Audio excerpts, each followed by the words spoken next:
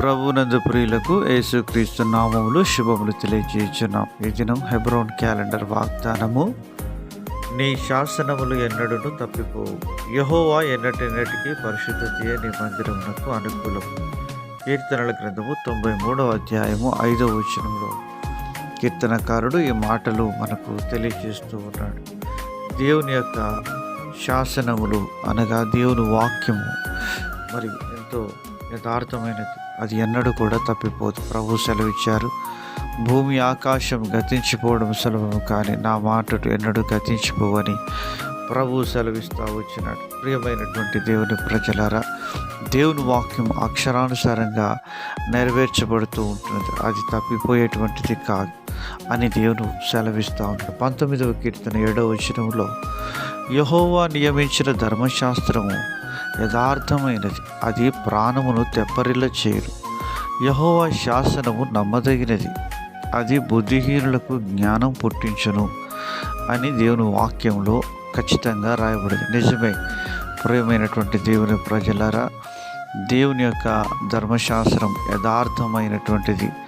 అందుకని దేవుడు మానవులను యథార్థవంతులుగా సృష్టించాడు. అయితే వారు వివిధమైన తంత్రములు కల్పించుకొని తమ మార్గములు చెరిపివేసుకొని ఉన్నారని దేవుని వాక్యం సెలవిస్తూ ఉంది.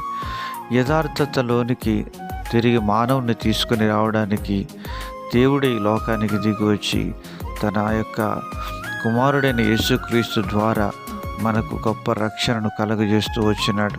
ప్రియమైనటువంటి దేవుని ప్రజలారా, దేవుని వాక్యం మనల్ని తెప్పరిల్ల చేసి మనకు నెమ్మదిని, శాంతిని, సమాధానాన్ని అనుగ్రహించడమే కాకుండా మన పితరుడైనటువంటి యాకోబుకు ఇచ్చినటువంటి వాగ్దానాన్ని దేవుడు మనకిస్తున్నాడు.